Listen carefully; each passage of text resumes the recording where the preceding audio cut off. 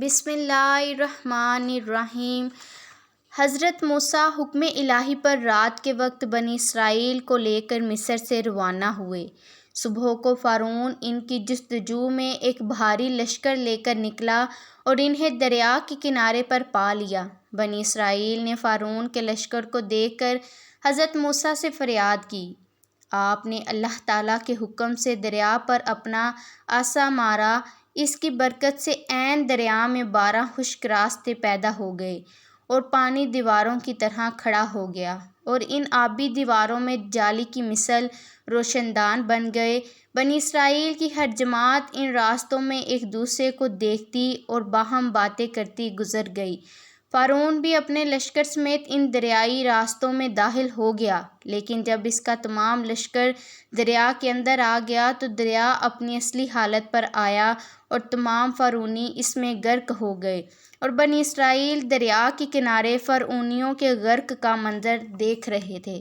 فرعون اور فرعونیوں کی ہلاکت کے بعد جب حضرت موسیٰ بنی اسرائیل کو لے کر مصر کی طرف لوٹے تو ان کی درخواست پر اللہ نے تورات عطا فرمانے کا وعدہ فرمایا، اور اس کے لیے 30 دن اور پھر 10 دن کا اضافہ کر کے 40 دن کی مدت مقرر ہوئی۔ حضرت موسیٰ اپنی قوم حضرت ہارون کو اپنا نائب بنا کر تورات حاصل کرنے کے لیے کوہ طور پر تشریف لے گئے۔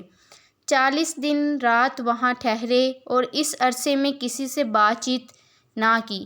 اللہ نے تختیوں پر تحریری صورت میں آپ کو تورات عطا فرمائی۔ دوسری طرف سامری نے جواہرات سے مزین سونے کا ایک بچڑا بنا کر قوم سے کہا کہ یہ تمہارا معبود ہے۔ وہ لوگ 1 مہینے تک حضرت موسیٰ کا انتظار کرنے کے بعد سامری کے بہکانے سے بچڑے کی پوجا کرنے لگے۔ ان پوجا کرنے والوں میں تمام بنی اسرائیل شامل تھے، صرف حضرت ہارون اور آپ کے 12,000 ساتھی اس شرک سے دور تھے۔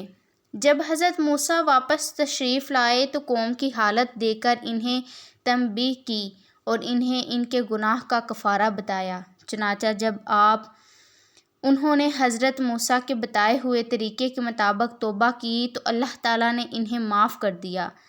جب بنی اسرائیل نے توبہ کی اور کفارے میں اپنی جانیں بھی دے دی تو اللہ تعالیٰ نے حکم فرمایا کہ حضرت موسیٰ انہیں اس گناہ کی معذرت پیش کرنے کے لیے حاضر کریں۔ چنانچہ حضرت موسیٰ ان میں سے 70 آدمی منتخب کر کے طور پر لے گئے۔ وہاں جا کر وہ کہنے لگے کہ اے موسیٰ، ہم آپ کا یقین نہ کریں گے جب تک خدا کو علانیہ نہ دیکھ لیں۔ اس پر آسمان سے ایک ہولناک آواز آئی جس کی ہیبت سے وہ سب مر گئے۔ حضرت موسیٰ گڑ گڑا کر بارگاہ الہی میں عرض کی کہ میں بنی اسرائیل کو کیا جواب دوں گا؟ اس پر اللہ تعالیٰ نے ان 70 افراد کو زندہ کر دیا۔ فرعون کے غرق ہونے کے بعد بنی اسرائیل دوبارہ مصر میں آباد ہو گئے۔ کچھ عرصے بعد حضرت موسیٰ نے انہیں حکم الہی سنایا کہ ملک شام حضرت ابراہیم اور ان کی اولاد مدفن ہے اور اسی میں بیت المقدس ہے، اسے عمالقہ قبیلے سے آزاد کرانے کے لیے جہاد کرو اور مصر چھوڑ دو، وہیں وطن بناؤ۔ مصر کا چھوڑنا بنی اسرائیل کے لیے بڑی تکلیف دہ تھا۔ شروع میں تو انہوں نے ٹال مٹول کی، لیکن جب مجبور ہو کر حضرت موسیٰ اور حضرت ہارون کی مشیت میں روانہ ہونا پڑا تو راستے میں جو کوئی سختی اور دشواری پیش آتی تو حضرت موسیٰ سے شکایت کرتے۔